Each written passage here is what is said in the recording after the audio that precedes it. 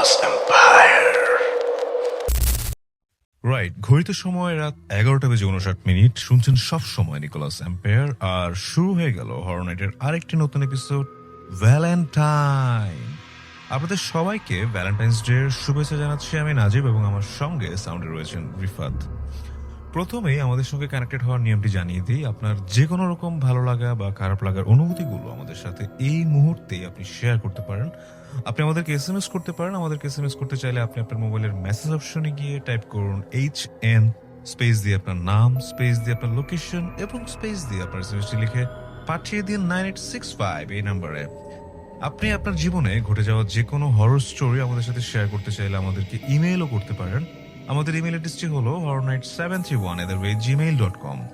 প্রবাসী লিসেনারদেরকে বলছি, আপনি চাইলে আমাদেরকে আপনার স্টোরিটি লিখে বা আপনার ভয়েস রেকর্ডিংও পাঠাতে পারেন। অবশ্যই ইমেইলে আপনার নাম এবং লোকেশন মেনশন করতে একদমই ভুলবেন না। আমাদের Facebook page link video description বক্সে দেওয়া আছে, আপনি চাইলে সেখানে আজকের পোস্টে কমেন্ট করতে পারেন। এছাড়া আমাদের রেকর্ডেড এপিসোডটি আপনি পেয়ে যাবেন আমাদের ইউটিউব চ্যানেল নিকোলাস এম্পায়ারের হরর নাইট প্লেলিস্টে, এবং আমাদের ফেসবুক পেজেও আজকের এপিসোড নিয়ে একটি পোস্ট করা থাকবে। আজকের এপিসোডটি ঠিক কেমন লাগছে সেটা জানাতে কিন্তু একদমই ভুলবেন না। আপনাদের ভালোবাসায় সিক্ত হয়ে আমরা হরর নাইটের 8ম এপিসোডটি শুরু করতে যাচ্ছি। Well done horror night team, thanks a lot. আপনি যদি আমাদের আপকামিং এপিসোডস এবং যে কোনো রকম আপডেটের সাথে কানেক্টেড থাকতে চান, তাহলে অবশ্যই আমাদের ইউটিউব চ্যানেলে সাবস্ক্রাইব করে বেল আইকনটি প্রেস করুন এবং আমাদের ফেসবুক পেজটি ফলো করুন। অল রাইট লিসেনার্স, সো আর কোনো কথা না বাড়িয়ে আজকের এপিসোডের আমরা ফার্স্ট স্টোরিটি শুরু করতে যাচ্ছি। স্টোরিটি যেভাবে লেখা আছে ঠিক সেভাবে পড়ে শোনাচ্ছি। আসসালামু আলাইকুম নাজিব ভাইয়া, আমি তাসনিম ফারহানা বাড্ডা থেকে বলছি। খুব ইচ্ছে ছিল ঘটনাটি নিজে এসে শেয়ার করার, বাট ইলেকশনের ব্যস্ততার জন্য তা আর হয়ে উঠল না।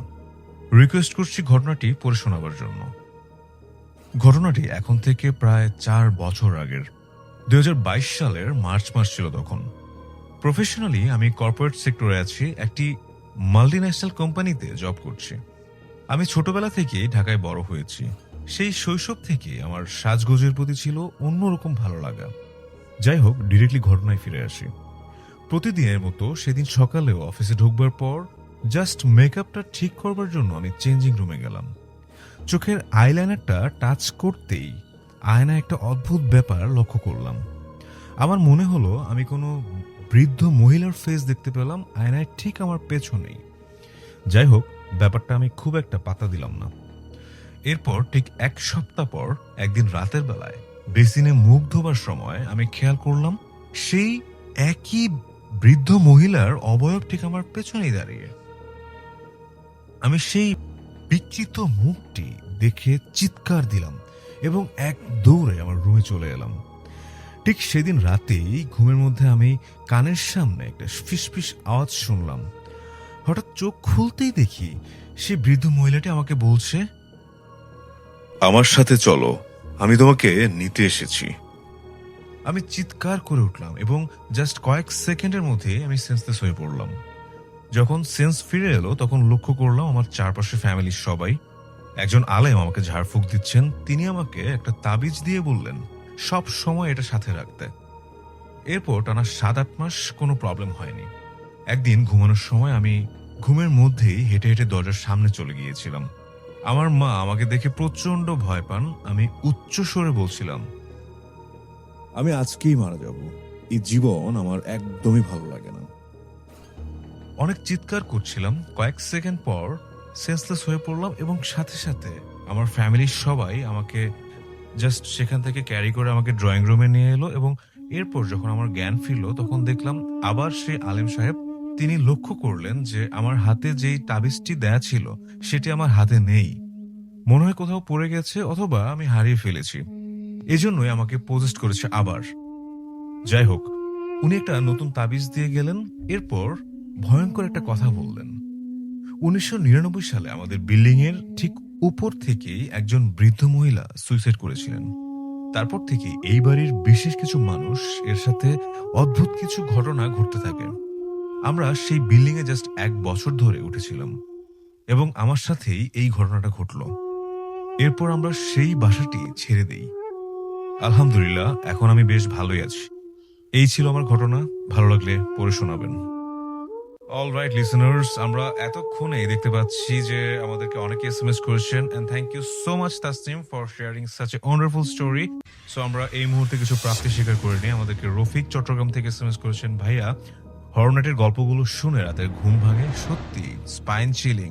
Thank you. তামিনা সিলেট থেকে এসএমএস করেছেন, আপনার কণ্ঠস্বর এবং সাসপেন্স স্টোরি টেলিং একদম পারফেক্ট। আমি প্রতিদিনই নতুন এপিসোডের অপেক্ষায় থাকি। Thank you. ইমরান ঢাকা থেকে লিখেছেন, হরর নাইট আমার প্রিয় প্রোগ্রাম। প্রতিটি গল্পে ভয়ের সঙ্গে রহস্যও থাকে যা অন্য কোথাও পাওয়া যায় না। এক্স্যাক্টলি। লাবিবা খুলনা থেকে লিখেছেন, আপনার গল্পগুলো এত রিয়েলিস্টিক যে মনে হয় আমি নিজেই ঘটনাস্থলে আছি। ধন্যবাদ।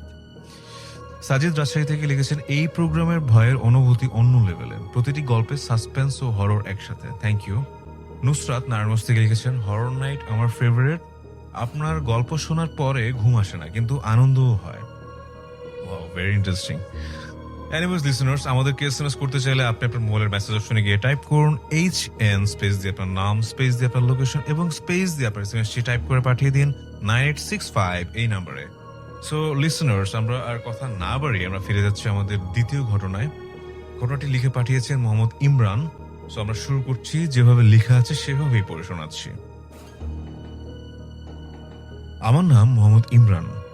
বর্তমানে দেশের কোন একটি প্রাইভেট বিশ্ববিদ্যালয়ে সিএসসি ডিপার্টমেন্টে বিএসসি তৃতীয় বর্ষের ছাত্র আমি। সঙ্গত কারণেই আমি বিশ্ববিদ্যালয়ের নাম এবং আমার এক্সাক্ট ব্যাচ নাম্বার প্রকাশ করতে পারছি না। আমার বাড়ি সিরাজগঞ্জ জেলার জামতৈলী উপজেলার কামারখন্দ থানার জামতৈলী পশ্চিমপাড়া গ্রামে। এবার আসি মূল ঘটনায়। আমার বাড়ি সিরাজগঞ্জ হলেও আমার নানা বাড়ি পাবনা জেলার চাটমহল উপজেলার কোন এক গ্রামে। আমি আমার নানা বাড়ি থেকে এসএসসি পর্যন্ত পড়ালেখা সম্পন্ন করেছি, কারণ আমার বাবা মা ঢাকাতে চাকরি করত। আমাকে এক্সট্রা সময় তারা দিতে পারতো না। আমার এক মামা আমার সমবয়সী হওয়ায় আমাকে আমার নানা বাড়িতে আমার খালার কাছে রেখে দেয়। তো যাই হোক, এবার ঘটনায় আসা যাক। শুরুতেই বলতে চাই, এটি একটি বাস্তব ঘটনা এবং আমার সাথেই ঘটা। আমি তখন অষ্টম শ্রেণীর ছাত্র। জেএসসি পরীক্ষা শেষ করে ঢাকায় বেড়াতে আসি বাবা মার কাছে প্রায় 20 দিন পর। এরপর ঢাকা থেকে বাড়ি যাওয়ার জন্য এয়ারপোর্ট রেল স্টেশন থেকে চাকমোহরের উদ্দেশ্যে রওনা হই।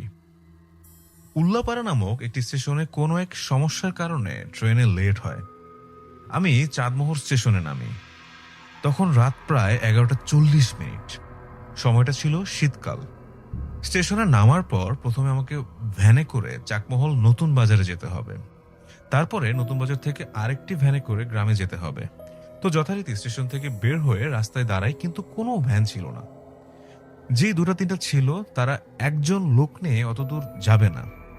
তাই আমি একটা চা দোকানের বেঞ্চের উপরে বসে কোনো ভ্যান আসে কিনা তা লক্ষ্য করছিলাম এবং তার জন্য আমি অপেক্ষা করতে থাকি।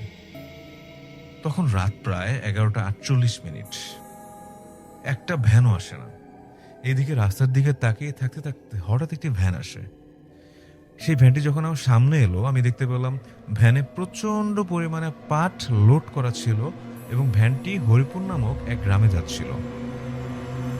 তো অনেক শীত থাকার কারণে আর অনেক রাত হয়ে যাওয়ায় আমি অনেক রিকোয়েস্ট করি। প্রথমে রাজি হচ্ছিল না। পরে আমি একটা ছোট মানুষ, একা একা এত রাতে কিভাবে যাব, এটা উপলব্ধি করে তিনি যেতে রাজি হন। আমি লোড দেওয়া পাটের উপরে বসি এবং পাট শক্ত করে ধরে থাকি। যাই হোক, আস্তে আস্তে আমরা এগোচ্ছি। উনি আমাকে নতুন বাজারে নামিয়ে দেবেন, যেহেতু নতুন বাজারে গেলে আর একটু বেশি ঘুরে যেতে হবে, আর এদিকে রাতও অনেক হয়ে গেছে, সেজন্য আমার কাছ থেকে সে 100 টাকা ভাড়া চেয়েছিল। সে যাই হোক, গাড়ি তো পেয়েছি, এটা ভেবেই আমি অনেক খুশি ছিলাম। বলে রাখা ভালো নাজিব ভাই, আমার বাবা একটি ল্যাপটপ আর একটি অ্যান্ড্রয়েড ফোন কিনে দিয়েছিলেন আমাকে, এবং সেগুলো নিয়ে আমি অনেক খুশি ছিলাম। কারণ তখন 2013 সালে অ্যান্ড্রয়েড ফোন অনেক দুর্লভ ছিল গ্রামাঞ্চলে। পথে অনেকবার আমার বাবা মার সাথে কথা হয়েছে। আমার একা একা যাওয়ার অভ্যেস আছে বলেই তারা তেমন চিন্তিত ছিলেন না, কিংবা আমিও সেরকম চিন্তিত ছিলাম না। কিন্তু প্রথম স্মার্টফোন হাতে পাওয়ায় আমি ট্রেনের মধ্যেই ফোনের সব চার্জ শেষ করে ফেলেছিলাম। শেষবার যখন কথা বলেছিলাম, তখন ট্রেন থেকে নেমে এবং বলি যে আমার ফোনের চার্জ নেই, তাই ফোন বন্ধ থাকলে তারা যেন কোনোভাবেই চিন্তা না করেন। আর যেহেতু এলাকায় চলে এসেছি, তাই আমার তেমন কোনো সমস্যা হবে না এটা তারা জানতো। যাই হোক, অবশেষে ভ্যান চালকের সাথে কথা বলতে বলতে নতুন বাজারে চলে আসি এবং ভাড়া মিটিয়েই তাকে বিদায় দেই। কিন্তু বাজারে নেমে দেখি একটা ভ্যানও নেই। হাত ঘড়িতে তখন সময় দেখি 1:57। লোড গাড়ি হওয়ার কারণে এতক্ষণ যে সময় লাগছে সেটা বুঝতেই পারলাম। রাস্তা ছিল মাত্র 9 কিলোমিটার। যাই হোক, নতুন বাজার থেকে আমার বাসা 4 কিলোমিটার। এত রাতে ভ্যান না পাওয়ার কারণে বাজারের পাহারাদার আমাকে বলে, তুমি এত রাতে একা একা ভয় পেতে পারো, তাই বলি কি যে আজ এখানে পুলিশ বক্সের বেঞ্চে বসিয়ে না হয়ে রাতটা কাটিয়ে দাও, আজান দিলে তারপরে যেও, আমি তোমায় কবরস্থান পর্যন্ত এগিয়ে দিয়ে আসবো। নতুন বাজার থেকে যে রাস্তা দিয়ে আমার বাড়ি যেতে হবে সেই রাস্তার একটু বিবরণ দিই। প্রথমে বাজার থেকে মেইন রোড দিয়ে 200 গজ সামনে এসে হাতের ডান দিক দিয়ে চলে গেছে আমাদের গ্রামের রাস্তায়। আমাদের গ্রামের রাস্তার শুরুতেই মানে মোড়েই মসজিদ পার হয়ে একটা বিশাল বাঁশবাগান, তারপরে আমবাগান, যেটা দিনের বেলাতে অনেক অন্ধকার থাকে। আমবাগান পার হয়েই দুই পাশে ধানি জমির মধ্যে দিয়ে একটু এগিয়ে গেলেই একটি কবরস্থান পার হলেই 100 মিটার পরে বসত বাড়ি, তারপরে আমাদের গ্রাম শুরু। আর আমাদের বাড়ি গ্রামের শেষে পড়েছে। তো প্রতিদিন স্কুল, প্রাইভেট ইত্যাদির জন্য এই রাস্তা ব্যবহার করায় আমার কোনো ভয় নেই বললেই চলে এই রাস্তা নিয়ে। তাই আমি বাজারের পাহারাদারকে আমার পরিচয় এবং আমার নানার নাম বলার পর সে আমাকে চিনতে পারে। পাহারাদার আমাকে বারবার বারণ করার পরেও আমি বললাম, না না, আমি যেতে পারবো, কোনো সমস্যা নেই, আমি রেগুলার এই রাস্তা দিয়েই যাই।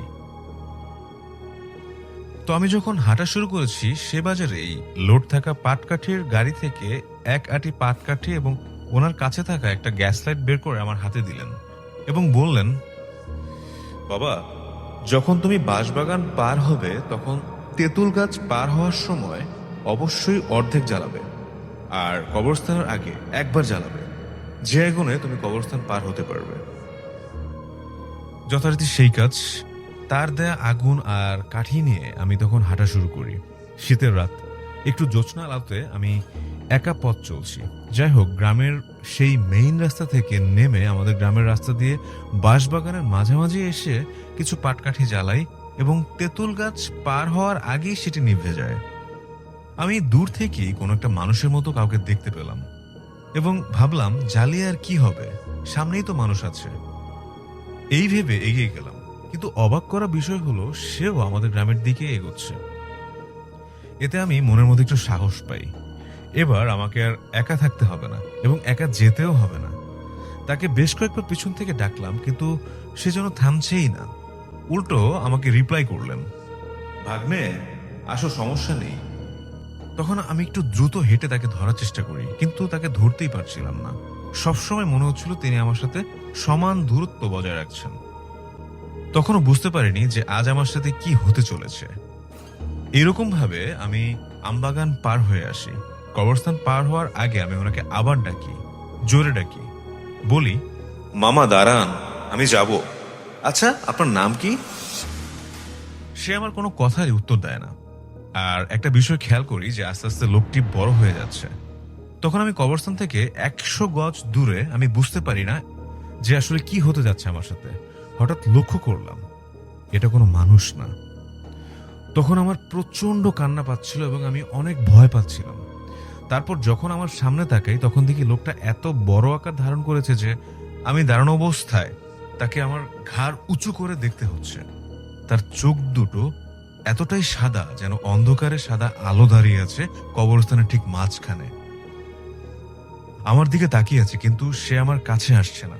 তারপর আমি কোনো মতে গ্যাস লাইট জ্বালে পাটকাঠিতে আগুন দিই এবং আগুনের আলোতে দেখি অবয়বটা নেই, অদৃশ্য হয়ে কোথায় গেল। তখন আমি আবার বাজারের দিকে যেতে শুরু করি এবং অনেক ভয়ে কাঁপা কাঁপা শরীর নিয়ে আমবাগান পার হয়ে যখন তেঁতুল গাছের কাছে যাই তখন দেখি সেই অবয়বটা আবার দাঁড়িয়ে আছে। আমি থেমে যাই এবং মাটিতে বসে যাই। আমি আর নড়তে পারছি না, যেন শরীর আমার একেবারেই কাজ করছে না। এবার অবয়বটা আমার দিকে আস্তে আস্তে এগিয়ে আসতে থাকে। আমি জোরে চিৎকার করতে চেয়েও পারি না। আস্তে আস্তে আওয়াজ বের হয়। এত পরিমাণ ভয় পেয়েছি, এত পরিমাণে হয়রান হয়েছি, আমি উঠতেই পারছি না। হঠাৎ দেখি পেছন থেকে আমার নাম ধরে কেউ ডাকছে। ইমরান, ভয় পাস না, বারবার বলে। আর আওয়াজটা আমার কাছে চলে আসে। কাছে এসে আমার গায়ে হাত দেয়। দেখি আমার বন্ধু ওমর। ওমর আমায় বলছে, দূর বেটা, ভয় পাস কেন? বন্ধুকে দেখে তখন আমি একটু সাহস পাই। আমি কিছুই বলতে পারছিলাম না। ওমর আমায় বলে, আরে বন্ধু, বাড়ি যাচ্ছিলাম, হঠাৎ তোকে দেখে দাঁড়ালাম। আমার গলা প্রচন্ড শুকিয়ে যাওয়ায় আমি ঠিকভাবে কথা বলতে পারছিলাম না। সারা শরীরে ঝিম ধরে যাওয়ার কারণে আমার বন্ধুর কাঁধে হাত দিয়ে আমি চলতে থাকি। এক সময় আবার কবরস্থান পার হয়ে আসি। বাড়ি থেকে একটু দূরে, মানে 50 মিটার গেলেই বাড়ি। হঠাৎ কানে তখন ভেসে আসে ফজরের আজান। আর আমি হঠাৎ করে অমনি পড়ে যাই মাটিতে। আমার বন্ধু উধাও। আমি যার কাঁধে ভর করে এত দূর এসেছিলাম সে কই? কিছু না বুঝেই আবার ভয় পেয়ে দূরে বাড়ি চলে আসি। এসে আমার খালাকে সবটাই বলি। খালা নানাকে বলে, সকালে ভয় পাওয়ার কারণে আমায় কাচি গরম করে পানিতে ডুবিয়ে সেই পানি খাওয়ানো হয়। এর পরের দিন আমি আমার বন্ধুকে বিষয়টা বলি। সে বলে, না তো, আমি তো বাসায় ছিলাম, আর অত রাতে বাইরেই বা কেন যাব? তারপর আমাদের মসজিদের ইমাম সাহেবকে বিষয়টা জানালে উনি বললেন, তেঁতুল গাছে অনেক আগে একটা খারাপ জিন থাকতো। সেই সময় কিছু লোক এই জিনকে দেখেছিল এবং একজন মারাও গিয়েছিল। তারপর থেকে একা একা কেউ সেদিকে আর যেত না, বিশেষ করে বেশি রাতে। আর আমাকে নাকি যেই বন্ধু ছদ্মবেশে এগিয়ে দিয়ে গিয়েছিল তিনি নাকি একজন ভালো জিন। যাই হোক, এরপর আমার আর কোনো সমস্যা হয়নি। এই ছিল আমার ঘটনা। আশা করছি পড়ে শোনাবেন। থ্যাঙ্কস আ লট এত সুন্দর একটি ঘটনা পাঠাবার জন্য। এর মধ্যে দেখতে পাচ্ছি অনেকে আমাদেরকে এসএমএস করেছেন। বরিশাল থেকে রায়হান, আমি সবসময় অপেক্ষা করি নতুন গল্পের জন্য। ভয়ের সঙ্গে রিয়েলিজম এর মিশ্রণ একদম অসাধারণ। এক্স্যাক্টলি। আমাদেরকে এসএমএস করেছেন অনিকা উত্তরা থেকে। হরর নাইট আমার রোমাঞ্চের উৎস, প্রতি গল্পে সারপ্রাইজ এবং স্পাইন চিলিং মোমেন্ট আছে। ফাহাদ বগুড়া থেকে এসএমএস করেছেন, আপনার প্রোগ্রাম শুনলে মনে হয় নিজের চোখে হরর স্টোরি দেখতে পাচ্ছি, খুব ভালো লাগছে, থ্যাংক ইউ। মৌসুমী মিরপুর থেকে এসএমএস করেছেন, গল্পের সাসপেন্স এবং জাম্প স্কেয়ার একদম পারফেক্ট, হরর নাইট সত্যি মন ছুঁয়ে যায়। এছাড়া আমাদেরকে এসএমএস করেছেন শুভ কুমিল্লা থেকে, তানজিম রংপুর থেকে, ফারহানা পটুয়াখালী থেকে, রুমি ময়মনসিংহ থেকে এবং হীরা মিরপুর 6 নম্বর থেকে। অলরাইট লিসেনার্স, আমরা এর মধ্যে দেখতে পাচ্ছি আর অনেকে আমাদেরকে এসএমএস করেছেন। আপনি যদি আমাদেরকে এসএমএস করতে চান বা আপনার যে কোনো রকম ভালো লাগা বা খারাপ লাগার ফিডব্যাক আমাদের সাথে শেয়ার করতে চান, তাহলে এখনই আমাদেরকে এসএমএস করে জানাতে পারেন। আপনি আমাদেরকে এসএমএস করতে চাইলে আপনার মোবাইলের মেসেজ অপশনে গিয়ে টাইপ করুন HN স্পেস দিয়ে আপনার নাম, স্পেস দিয়ে আপনার লোকেশন এবং স্পেস দিয়ে আপনার এসএমএসটি লিখে পাঠিয়ে দিন 9865 এই নম্বরে। এছাড়াও আপনি আমাদের নেক্সট এপিসোডে আপনি যদি আপনার ঘটনাটি আপনি নিজে শেয়ার করতে চান, তাহলে আমাদেরকে ইমেল করতে পারেন। আমাদের ইমেল এড্রেসটি হলো horrornight731@gmail.com। প্রবাসী লিসেনারদেরকে বলছি, আপনি চাইলে আমাদেরকে আপনার স্টোরিটি লিখে বা আপনার ভয়েস রেকর্ডিং করে পাঠাতে পারেন। অবশ্যই ইমেইল আপনার নাম এবং লোকেশন মেনশন করতে কিন্তু একদমই ভুলবেন না। আমাদের ফেসবুক পেজের লিংক ভিডিও ডিসক্রিপশন বক্সে দেওয়া আছে, আপনি চাইলে সেখানে আজকের পোস্টে কমেন্ট করতে পারেন। এছাড়া আমাদের রেকর্ডেড এপিসোডটি আপনি পেয়ে যাবেন আমাদের ইউটিউব চ্যানেল নিকোলাস এম্পায়ারের হরর নাইট প্লেলিস্টে, এবং আমাদের ফেসবুক পেজেও আজকের এপিসোডটি নিয়ে একটি পোস্ট করা থাকবে। আজকের এপিসোডটি ঠিক কেমন লাগছে সেটা জানাতে কিন্তু একদমই ভুলবেন না। অলরাইট লিসেনার্স, আমরা দেখতে দেখতে আজকের এপিসোডের একেবারে শেষ প্রান্তে পৌঁছে গেছি এবং আপনাদের সবার প্রতি আমরা অসংখ্য কৃতজ্ঞতা জানাচ্ছি। আপনাদের ইন্সপায়ারেশনেই ইনশাআল্লাহ আমরা অনেক দূর এগিয়ে যেতে পারবো। আজকে একদমই ইচ্ছে করছে না, বাট তাও আজকের এই বিশেষ এপিসোডের একেবারে শেষ প্রান্তে দাঁড়িয়ে আমরা আশা করছি নেক্সট উইকে আবার আপনাদের সাথে কথা হবে। টিল দেন আপনারা সবাই সুস্থ থাকুন, সুন্দর থাকুন, আর মোস্ট ইম্পর্টেন্টলি হরর নাইটে মেতেই থাকুন। টাটা।